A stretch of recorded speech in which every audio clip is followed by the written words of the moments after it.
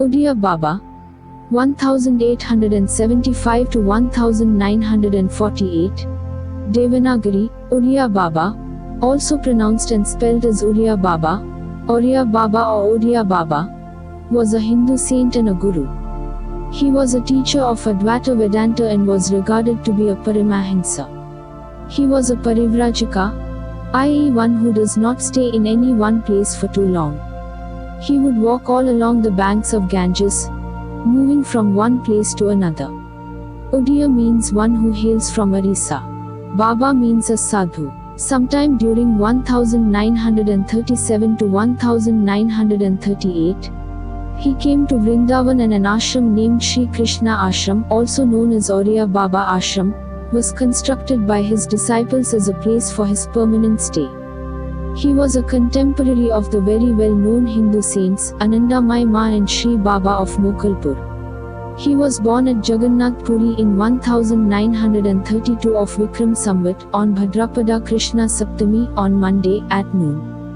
That was the day of Krishna Janmashtami for smarters. The year was 1875. His father's name was Sri Vaidyanath Mishra, who was a direct descendant of Sri Kashi Mishra, who lived during the time of Chaitanya Mahaprabhu and was an ardent disciple of the same. His childhood name was Atetrana, which is one of the names of Lord Vishnu, meaning protector of those in distress. From the age of 4 to 12, he learned to read and write Oriya language, mathematics as well as some knowledge of Sanskrit at home. He was enthusiastic to learn more, so one day he left his home without informing anyone and reached a place called Balyabeda, where he studied Sanskrit for 5 years and passed a course of Kavya Tirtha. Orissa had a severe famine. Thousands of people were dying due to starvation.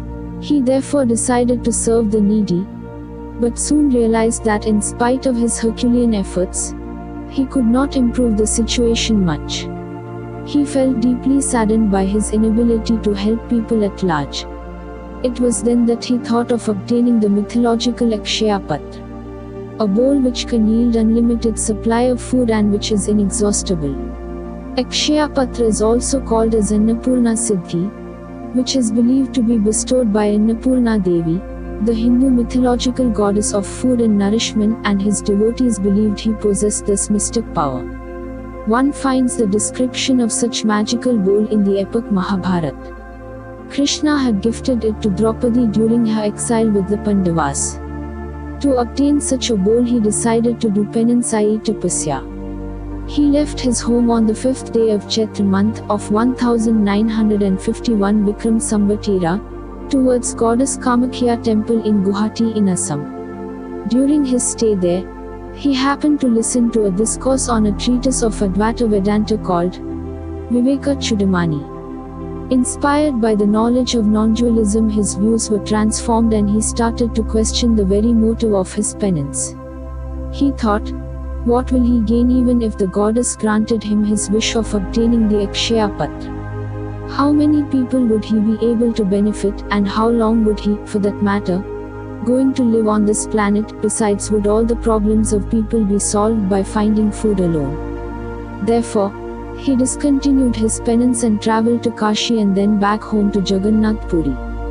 After coming home, he met and persuaded Swami Sri Madhusudan Tirth, who was the Jagadguru and Shankaracharya of Govardhana Peetham at Jagannath Puri, to give him Nashthik Brahmacharya Diksha, i.e. initiation into lifelong celibacy.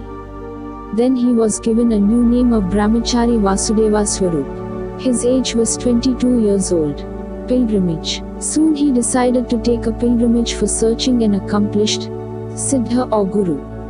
He wandered and searched out entire India from Banaras, i.e. Kashi, to Rameshwaram. During this journey, he experienced many miracles and spiritual wonders, met many sadhus, mahants and spiritual men. After staying in Rameshwaram for 10 days, he visited Pandharpur, Pune, Mumbai and then reached Haridwar and Rishikesh. But no matter where he searched, he could not find any true Siddha. After such a long pilgrimage, which he throughout did walking, he returned to Govardhana Math in Jagannath Puri. He accepted sannyasa from Swami Sri Madhusudan Tirth, the Jagadguru and Shankaracharya of Govardhana Peetham at Jagannath Puri, at the age of 32, in 1964 of Vikram Samvat. Then he received a new name as Swami Purnananda Tirtha. Since he was also carrying a staff, he was called Dandi Swami Purnananda Tirtha.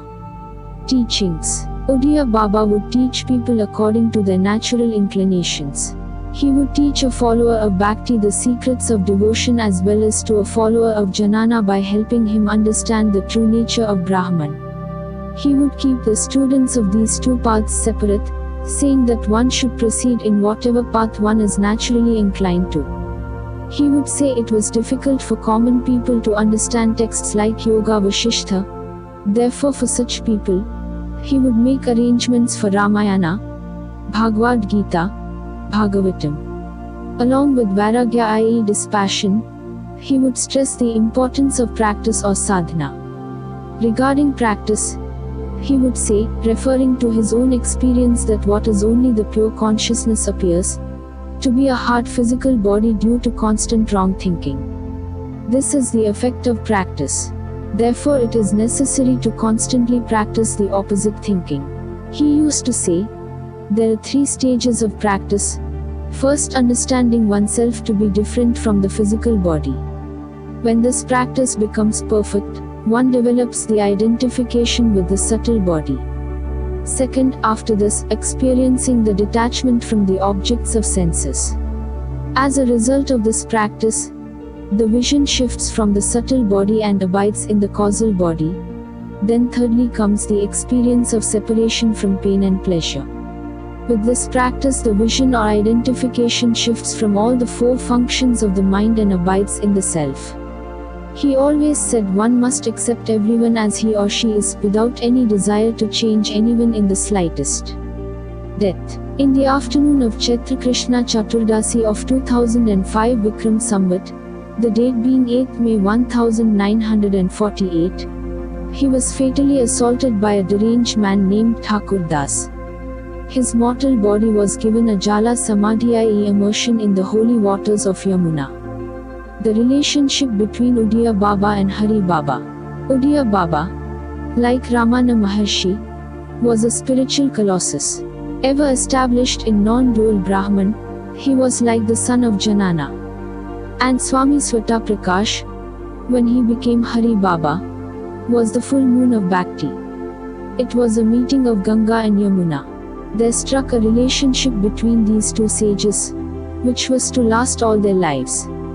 Such was the love they had for each other, that Hari Baba has said of Udiya Baba that no one in the world has loved anyone so much ever as much as Udiya Baba loved me.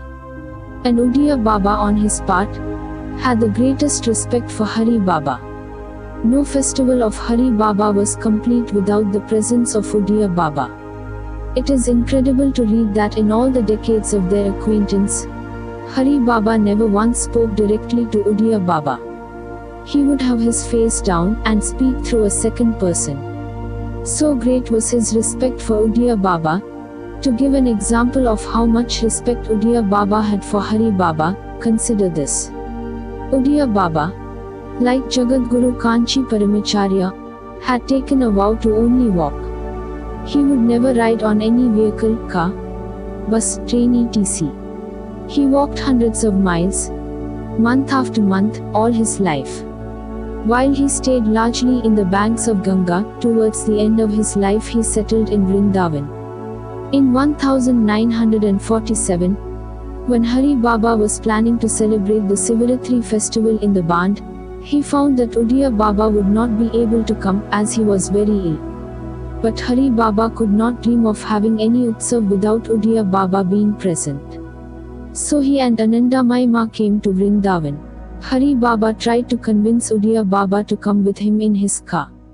But Udiya Baba has his vow and he was in no condition to walk the distance from Vrindavan to the Band, around 150 kms.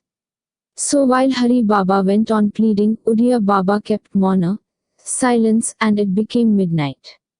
Seeing how disappointed Hari Baba was feeling, Ma told him, Pitaji, now you may please take rest. Whatever is to happen tomorrow, shall happen by itself. On this advice, Hari Baba retired for the night. In the morning, when Hari Baba awoke to find that Udiya Baba had already left during the night, Ma laughed and told him, "See Pitaji. I told you that whatever is to happen will happen by itself." What had happened was that Udiya Baba could not bear seeing the disappointment of Hari Baba. So at 2 o'clock in the night, he started off in another devotee's car and left for the band. He broke his lifelong vow of never riding a vehicle, just to keep Baba's heart. Who can understand this love? Needless to say, that Sivaratri festival in the band was observed with all joyousness, and this was followed by the festival of Holi, which too was attended by Udiya Baba. Coming back to Biriya, the first meeting place of Ganga, Udiya Baba, and Yamuna, Hari Baba.